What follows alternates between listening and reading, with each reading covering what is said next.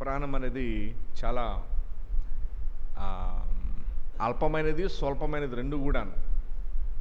ఏమండి, అది ఎప్పుడు మన దగ్గర ఉంటుందో, ఎప్పుడు వెళ్ళిపోతుందో ఎవరికి, అది పిలవకుండా వచ్చే చుట్టం. అది ఎప్పుడు వస్తుందో ఎప్పుడు వెళ్ళిపోతుందో ఎవరికి కూడా తెలియదు. అయితే వెళ్ళే ప్రతి చోటకి సిద్ధపడతాం, పెళ్ళికో దానికో దీనికో అని.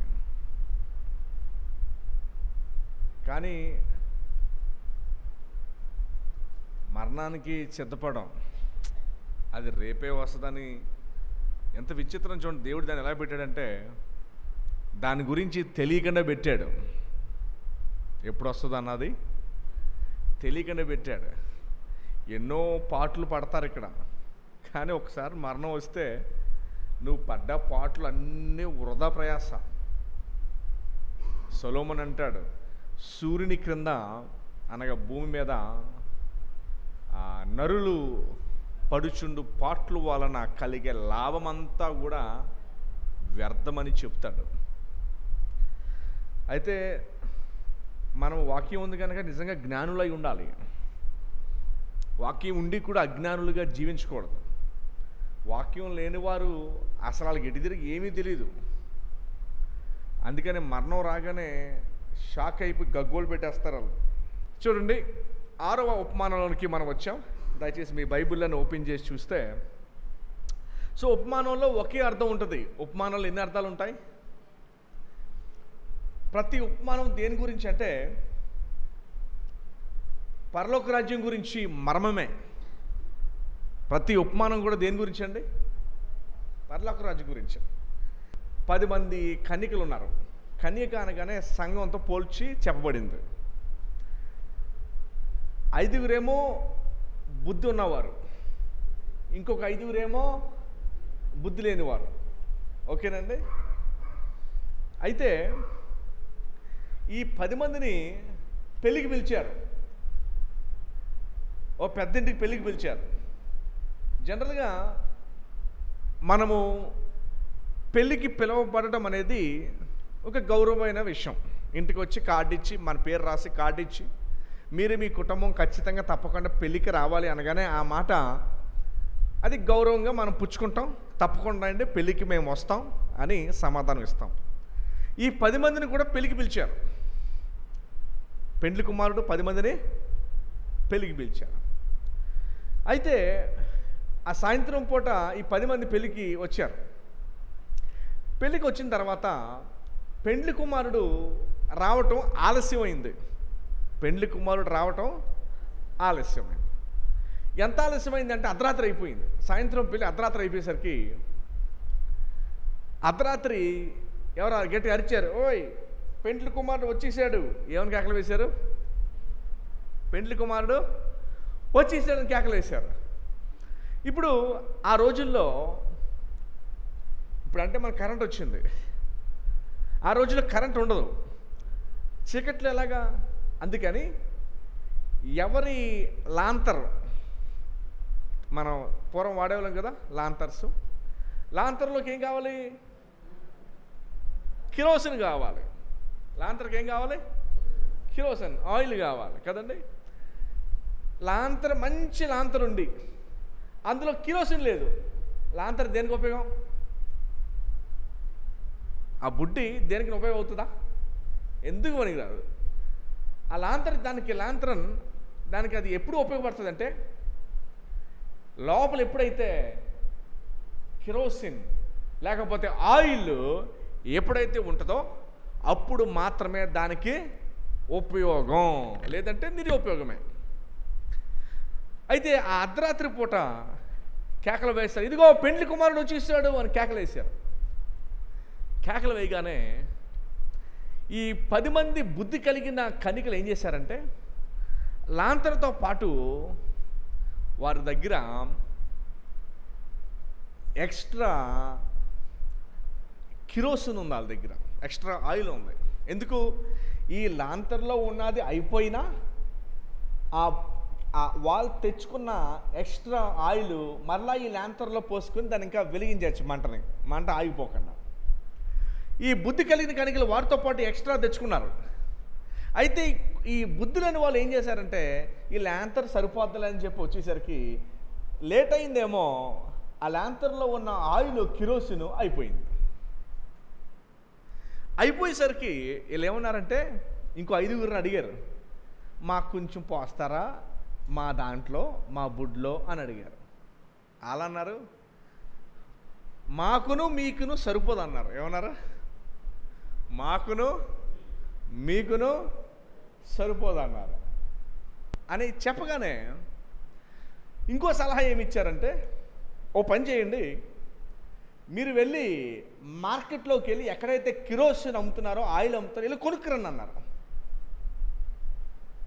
వీళ్ళకి పేరుకి బుద్ధి లేని కణికలైనా ఓ బుద్ధున్న పని చేశారు. ఏంటంటే ఈ బుద్ధి కలిగిన వారి మాట వింటాం, మాట విని మార్కెట్లోకి కొనుక్కోవడానికి వెళ్ళారు.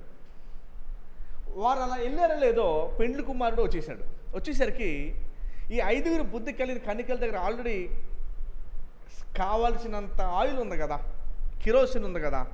పెండ్లి కుమారుడితో పాటు మ్యారేజ్ హాల్ లేకపోతే వివాహ హాల్కి వెళ్ళిపోతారు. లోపలికి వెళ్ళిపోగానే తలుపేసేస్తారు. ఓ 10 నిమిషాలు అయిన తర్వాత వీళ్ళు పరిగెట్టకుండా వచ్చి తలుపు కొట్టారు.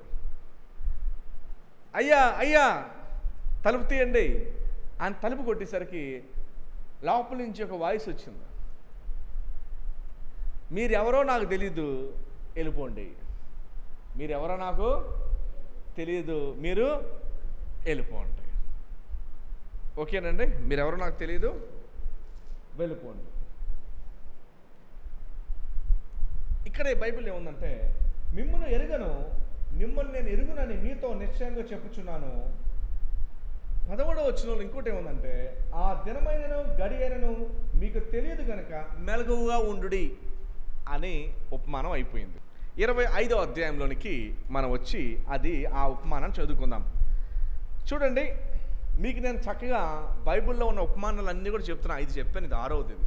13 ఉపమానాలను అన్నీ కూడా నేను మీకు వివరిస్తాను. చాలామందికి మరి ఉపమానాలు తెలియవు, చాలామందికి ఉపమానాలు తెలియవు. మరి నేను మీకు అవి చక్కగా వివరిస్తాను, జ్ఞాపకం పెట్టుకోండి. 25వ అధ్యాయము మొదటి వచనం ఏమండి చదువుతున్నాను, చూడండి. పరలోక రాజ్యము తమ దివిటీలు పట్టుకొని పెండ్లి కుమారుని ఎదుర్కొనుటకు బయలుదేరిన 10 మంది కన్యకలను పోలి ఉన్నది. పరలోక రాజ్యం దేని పోలి ఉందంటే అండి, పరలోక రాజ్యం దేని పోలి ఉందంటే, దివిటీలు పట్టుకొని పెండ్లి కుమారుని ఎదుర్కొనుటకు బయలుదేరిన ఎంతమంది కన్యకలండి?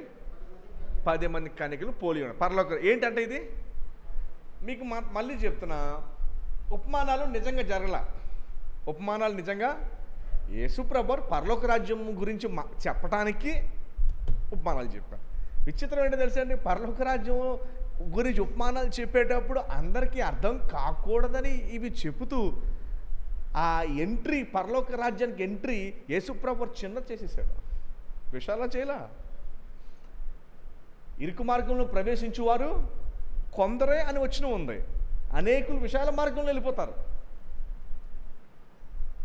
2వ వచనం, వీరిలో 5గురేమో బుద్ధి లేని వారు, 5గురు బుద్ధి గలవారంటే అండి. 3వ వచనం, బుద్ధి లేని వారు తమ దివిటీలు పట్టుకొని తమతో కూడా నూనె తీసుకొని పోలేదు. తమతో ఏం తీసుకొని పోలేదంటండి? నూనెను తీసుకుపోలా. ఓకే. 4వ వచనం, కానీ బుద్ధి గలవారు మాత్రము తమ దివిటీలతో కూడా సిద్దెల అంటే ఒక స్టాక్, అదే ఎక్స్ట్రా ఒక బాటిల్ అనుకుందాం సింపుల్గా, ఎక్స్ట్రా నూనె బాటిల్ తీసుకెళ్ళారు అయిపోద్దేమో అని.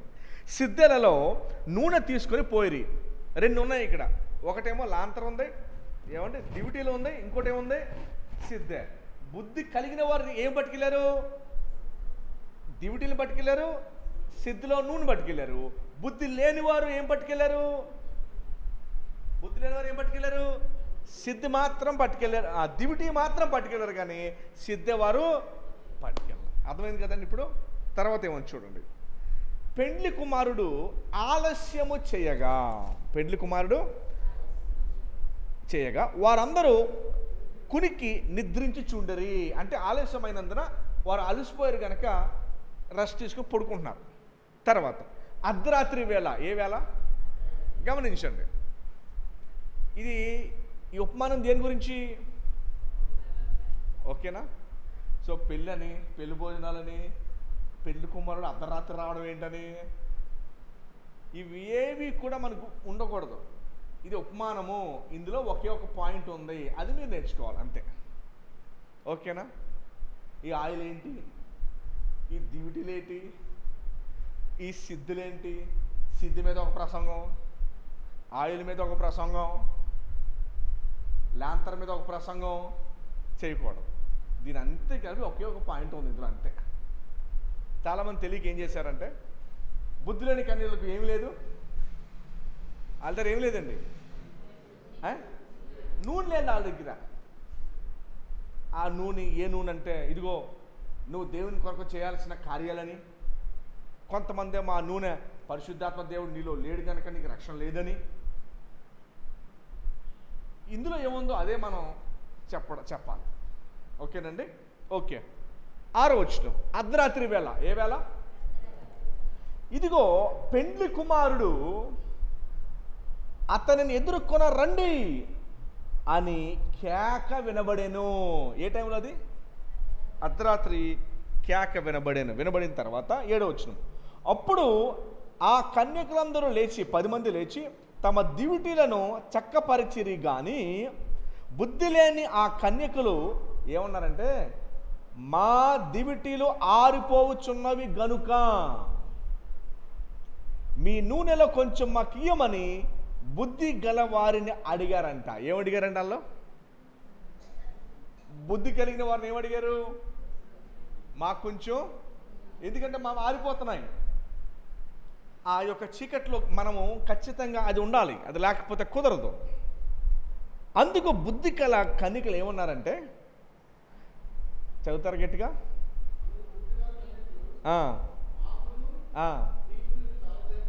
చూసారంటే ఏంటది? ఆ మాట జ్ఞాపకం పెట్టుకోండి. ఉపమానం చెప్పినప్పుడు ఏంటంటే మాట, మాకును మీకును చాలదేమో అని అనగానే వాళ్ళు ఇంకో సలహా ఇచ్చారు. మీరు అమ్మవారి యొద్దకు పోయి కొనుక్కునడని చెప్పారు. అయిపోయాక 10వ వచనం, వారు కొనబోచుండగా పెండ్లి కుమారుడు వచ్చెను. అప్పుడు సిద్ధపడి ఉన్నవారు అతనితో కూడా పెండ్లి విందుకు లోపలికి వెళ్ళిపోయారు. ఓకే కదండి? అర్థమైంది అక్కడ దాకా? అంతటా తలుపు వేయబడెను. ఏమైందండి? ఆ తరువాత తక్కిన కన్యకులు వచ్చి, తక్కినంటే ఈ బుద్ధి లేని వారు వచ్చి ఏమని కేకలు వేశారు చూడండి. అయ్యా అయ్యా అని కేకలు వేశారు. ఏమని కేకలు వేశారు? ఎందుకు 2 సార్లు ఇక్కడ పెట్టారు అంటే, జనరల్గా యూదులు ఏ విషయాన్నైనా 2 సార్లు చెప్పారు అంటే దానికి వారు చాలా ప్రాముఖ్యతతో మాట్లాడినట్టు. ఓకేనండి? అయ్యా అయ్యా అని పిలిచి మాకు తలుపు తీయమని అడిగారంట. ఏమడిగారండి? తలుపు. అతడు ఇచ్చిన లోపల నుంచి ఇచ్చిన పెండ్లి కుమారుడిని యేసుప్రభు వారు లోపల నుంచి ఇచ్చిన సమాధానం ఏంటంటే, ఏంటంటే సమాధానము, అసలు మీరు ఎవరో నాకు తెలీదు అని చెప్పాడు లోపల నుంచి ఆయన. గమనించండి, ఇందులో మీరు ఆలోచించాల్సిన విషయం ఏంటంటే, ఇక్కడ యేసుప్రభు వారికి పెండ్లి కుమారుడికి మీది ఏ ఊరో, మీది ఏ ప్రాంతమో, అసలు ఈ పేరేటో నాకు తెలీదు, ఈ జ్ఞానం అంటే మైండ్లో తెలియకపోవడం కాదు. మీకు అర్థమైందా? రక్షణ విషయంలో మీకు నాకు సంబంధం లేదు అంటున్నాడు ఆయన. నేను మిమ్మల్ని ఎన్నడను ఎరుగను అంటే అర్థం ఏంటంటే, మీది ఏ ఊరండి, మొదటిసారి చూస్తున్నాను నేను మిమ్మల్ని, అది కాదు దాని అర్థం. నేను మిమ్మల్ని ఎరుగనంటే రక్షణ విషయంలో మీరు రక్షణ పొందలేదని చెప్తున్నాడు. రక్షణ విషయంలో మీకు నాకు సంబంధం అది అని చెప్పేది. ఓకే, ఎందుకు అంటే ఈ 10 మందిలో ఈ 5 ఉన్నారు కదా, వీరు పెళ్ళికి ఆహ్వానించబడ్డవారే. పెళ్ళికి ఆహ్వానించబడ్డారు, కానీ వీళ్ళకి లేదు, ఒకట్లేదు. వాళ్ళకి ఏమీ లేదు అంటే ఈ ఉపమానం యొక్క సమాధానం ఏంటంటే, మెయిన్ ఉద్దేశం ఏంటంటే, వారి దగ్గర అన్నీ ఉన్నాయి కానీ రక్షణ లేదు.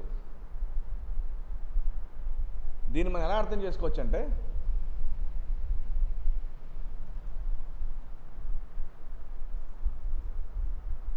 తీర్పు తెచ్చి దినం అంట, చివరి రోజు అంటండి, దేవుని ముందు నిలబడినప్పుడంట చాలామంది యేసుప్రభు దగ్గరకు వచ్చి అంటారంట, యేసుప్రభు నేను పాస్టర్ గారిని,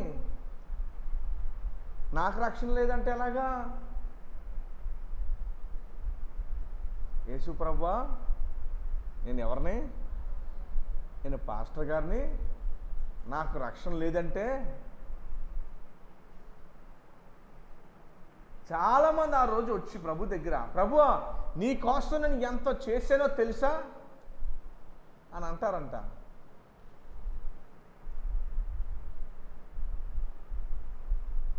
చూడండి, మత్తయి సువార్త 7:21 చదువుతారా? 22లో, ఆ దినమందు అనేకులు నన్ను చూచి, ప్రభువా ప్రభువా మేము నీ నామమున ప్రవచింపలేదా, నీ నామమున దయ్యములు వెళ్ళగొట్టలేదా, మీ నామమున అనేకమైన అద్భుతములు చేయలేదని చెప్పుదును. అప్పుడు నేను మిమ్మల్ని ఎన్నడూ ఎరుగని అక్రమము చేయవారులారా నా ఎదురుని పొండు అని వారితో చెప్పుదును. ఇప్పుడు చూడండి, విచారకరం ఏంటంటే, మరి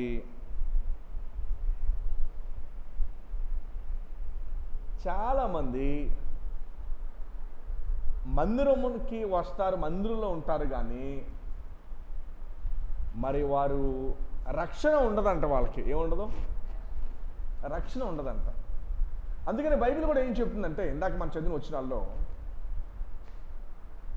మనము దేవుని బిడ్డలు మనం పిలుచుకోవడం కాదు, తండ్రి చిత్త ప్రకారం జీవించాలి అన్నది ఇందాక మనం వచనాన్ని చదువుకున్నాం. ఈ ఉపమానం యొక్క ఏకైక ఉద్దేశం ఏంటంటే, ఈ 5 మంది బుద్ధిలేని కనికలు తమను తామే మోసపుచ్చుకున్నారు.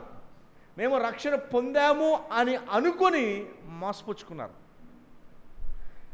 రేపు నాడున అది తేలిపోద్ది, వారు రక్షణ పొందలేదండి. ఇప్పుడు నెక్స్ట్ ప్రశ్న ఏంటంటే, మీరు ఏ కోవకు చెందినవారు? బుద్ధి కలిగిన కన్య కోవకు చెందినవారా, బుద్ధి లేని కన్య కోవకు చెందినవారా అని అడుగుతున్నాను నేను. ఏ మందిరంలో ప్రపంచంలో అడిగినా అలా ఒకటే సమాధానం చెప్తారు చర్చిలో వాళ్ళు. ఏం సమాధానం చెప్తారు వాళ్ళు? మీరే చెప్పండి. ఈ ప్రశ్న ఏ మందిరంలో అడిగినా ప్రపంచంలో మీరు ఏ కోవకు చెందినవారంటే వాళ్ళు ఏం చెప్తారు? మేమండి, మేము మాత్రం ఖచ్చితంగా ఏ కోవకు చెందినవారు అవుతాం? మేము బుద్ధి కలిగిన కన్యకలమేనండి అని ప్రపంచంలో ప్రతి మందిరం ఇదే చెప్తారు. అది వారికి దేవునికి మధ్యలో, అది మీకే తెలుస్తుంది. ఎందుకంటే ప్రపంచంలో ఏ జడ్జి గారైనా నువ్వు చేసిన పనులు బట్టి తీర్పు తీర్చగలరే తప్ప నీ హృదయాన్ని ఎరిగిన జడ్జి ప్రపంచంలో ఎవ్వడూ లేడు. నీ హృదయాన్ని ఎరిగిన తీర్పు తీర్చేవాడు ఒకడే ఒకడు. ఆయన గురించి చదువుతాను చూడండి, ఎలా రాయబడి ఉందో. ప్రకటన 5వ అధ్యాయం, ఆయన గురించి ఎలా రాయబడిందో చూడండి ఒకసారి. ప్రకటన గ్రంథం 5వ అధ్యాయంలో 2వ వచనం. ఏంటి మీరు వినాది అంటే, ఈ బుద్ధి లేని కన్యకలకు వారి దగ్గర లేని నూనె ఏంటంటే రక్షణ వారి దగ్గర లేదు. మరి చాలామంది మరి మందిరాలకి వెళ్తూ ఉంటారు, చాలామంది దేవుని కోసం చాలా చాలా చాలా చేస్తూ ఉంటారు. వారు ఎక్కడ తమను మోసం చేసుకున్నారంటే రక్షణ మాత్రం లేకుండా, ఏమండి, రక్షణ మాత్రం లేకుండా రక్షణ మేము పొందామని చెప్పి తమను మోసం చేసుకుంటారు. అందుకని బైబిల్ స్పష్టంగా మనకు చెప్తున్న మాట ఏంటంటే, పిలువబడిన వారు అనేకులు, ఏర్పరచబడిన వారు మాత్రము కొందరే అని బైబిల్ మనకి జ్ఞాపకం చేస్తూ ఉంది. సో ఈరోజు మనం ప్రశ్నించుకోవాల్సిన ప్రశ్న ఏంటంటే, నేను ఏ కోవకు చెందిన వ్యక్తిని? బుద్ధి కలిగిన కన్యకల కోవకు చెందిన వ్యక్తినా, లేదంటే బుద్ధి లేని వారి కోవకు చెందిన వ్యక్తినా? మరలా చెప్తున్నా, దాదాపు ప్రపంచంలో ఏ మందిరంలో ఈ ప్రశ్న అడిగిన అందరూ కూడా ఏ కోవకి తమని ఆపాదించుకుంటారంటే బుద్ధి కలిగిన వారి కోవకే ఆపాదించుకుంటారు, డౌట్ లేకుండా. కానీ అది మీకును దేవునికి మధ్యలో. ఎందుకంటే ప్రపంచంలో ఏ జడ్జి కూడా నీ హృదయాన్ని చూడలేడు. నీ హృదయాన్ని ఎరిగిన వాడు ఒకరే, ఆయనే. ఇప్పుడు మనం ప్రకటనలో చదివాం, ఆ విప్పుటకు ఎవరు, ఆ గ్రంథములు ఓపెన్ చేయడానికి ఎవరు అంటే, ఇదిగో దావీదు చిగురని యోధా గోత్రపు సింహము 7 మొదలను తీసి ఆ గ్రంథమును విప్పుటకై జయం పొందునని నాతో యోహానుతో చెప్పాను. సో ఈరోజు ఈ ఉపమానం ద్వారా మనం తెలుసుకున్న పాఠం ఏంటంటే, మనల్ని మనం ప్రశ్నించుకోవాలి, మనల్ని మనం పరిశీలించుకోవాలి. నేను పొందిన రక్షణ, నేను నిజంగా రక్షణ పొందానా? నేను నిజంగా రక్షణ అమ్మ, మారిన జీవితం రక్షణ పొందిన దానికి నిదర్శనం. మారిన జీవితం రక్షణ పొందిన దానికి నిదర్శనం. మారలేని జీవితము ఇంకా మీరే అది చెప్పుకోండి. జీవితం మారకపోతే రక్షణ లేనట్టు, జీవితం మారితే రక్షణ ఉన్నట్టు, అంతే. ఏంటి రుజువేంటి నేను రక్షణ పొందినట్టు? నీ జీవితం మారిందా? నీ జీవితం మారింది. దేవుని కొరకు నువ్వు జీవిస్తున్నావా? లోక ఆశలను విడిచిపెట్టి, లోక తలంపులను విడిచిపెట్టి ప్రభు కొరకు నువ్వు జీవిస్తూ ఉన్నావా? అది మారిన వ్యక్తి యొక్క లక్షణం. అది మీకుందా అని అడుగుతున్నాను నేను. అది ఎవరికైతే ఉందో మారిన జీవితము, వారు బుద్ధి కలిగిన కన్యకలు కోవ చెందినవారు. ఇంకా పాత జీవితాన్ని కంటిన్యూ చేస్తున్నట్టయితే బుద్ధి లేని కన్యకు చెందినవారు. అందుకని బైబిల్ చెప్తుంది, ఆ గడియ ఎప్పుడు వస్తుందో మనకి. అందుకని పెండ్లి కుమారుడు సడన్గా వస్తానని చెప్పాడు. అందుకనే మత్తయి సువార్త 25వ అధ్యాయం పైన 24వ అధ్యాయంలో ఒక మాట ఉంది, 44వ వచనం. మీరు అనుకొనిన గడియల్లో మనుష్య కుమారుడు వచ్చును గనుకనే మీరును సిద్ధముగా ఉండుడి. మీరు అనుకొనని, ఎప్పుడైతే రారో అనుకొనని గడియల్లో మనిషి కుమారుడు వస్తాడని బైబిల్ చెప్తూ ఉంది. సో ఈ ఉపమానంలో కూడా అదే మనం చూస్తూ ఉన్నాం. మరి ఈ ఉపమానంలో ఆ బుద్ధులని కన్యకలు కోవలో మనం చెందకుండా ఉండాలి అంటే మారిన జీవితమే మనకి నిదర్శనం. మారిన జీవితమే మనకి నిదర్శనం. సో అంచేత మన జీవితాన్ని ఖచ్చితంగా మనము పూర్తిగా మార్చుకునేవారు అయి ఉండాలి. మనల్ని మనం పరిశీలించుకుంటూ ఖచ్చితంగా మార్చుకోవాలి. ఎందుకంటే చాలామంది మరి వారు తమ జీవితాన్ని మార్చుకోకుండా అదే జీవితాన్ని జీవించేస్తూ ఉంటారు. రక్షణ పొందక మునుపు ఎట్లాంటి జీవితాన్ని, ఎట్లాంటి అలవాట్లు, లేకపోతే ఎట్లాంటి వైఖరి, లేకపోతే ఎట్లాంటి హృదయం కలిగి ఉన్నారో మరి రక్షణ పొందిన తర్వాత కూడా అలానే ఉండకూడదు. ఎందుకంటే రక్షణ పొందిన వ్యక్తి ఖచ్చితంగా మరి మారతాడు. ఎందుకంటే దేవుడు అతను మార్చాడు కనుక. అతను మార్చుకోలేదు, తను మార్చుకోలేదు కనుక దేవుడే అతను మార్చాడు కనుక ఖచ్చితంగా ఆ వ్యక్తి మారిన జీవితం కలిగి ఉంటాడు. ఏమండి? ఖచ్చితంగా వ్యక్తి మారిన జీవితాన్ని కలిగి ఉంటాడు. బైబిల్ స్పష్టంగా మనతో మాట్లాడుతున్న సత్యం అది. సో అంచేత మనము ఇదే అంతే. బుద్ధులేని కన్యకల గురించి మనం చెప్పడానికి దానికి మించి ఇంకేమీ లేదు. అదొకటే దాని పాయింట్. సో బుద్ధి కలిగిన కన్యకలు, బుద్ధి లేని కన్యకలు ఆయిల్ ఏంటంటే రక్షణ వారి దగ్గర. కానీ వారి దగ్గర ఏమున్నాయో తెలుసా? ఏముంది? దివిటీలో ఉంది. కానీ దివిటీలు ఉండి వారి దగ్గర ఏమీ లేదంటే అందులో ఆయిల్ లేదు. దివిటీలు ఆయిల్ లేకుండా దివిటీలు ఉపయోగపడతాయా? ఎందుకు ఉపయోగపడవు? అర్థమైందండి? సో రక్షణ లేకుండా క్రియలు కలిగి ఉంటే ఎందుకు ఉపయోగపడదు? రక్షణ లేకుండా ఎన్ని చేసినా అవి ఏవి కూడా, అది దాని యొక్క ముఖ్య ఉద్దేశం. అందుకనే వారు అయ్యో అయ్యో అని, అయ్యా అయ్యా అని ఓపెన్ చేశారు, అడిగారు తెరవమని. కానీ వారి కొరకు ద్వారము తెరవబడాల. ప్రభు చెప్పాడు, నేను మిమ్మల్ని ఎన్నడను ఎరగను అని బైబిల్ చెప్తోంది. అయితే మనము మరి విషయాన్ని బట్టి ఏ కోవకు చెందిన వారన్న ప్రశ్న కూడా నేను మిమ్మల్ని అడిగాను. నేను మన ఖచ్చితంగా బుద్ధి కలిగిన వారి కోవలోనే మనము చెంది ఉండాలని బైబిల్ కూడా చెప్తూ ఉంది. ఏమండి?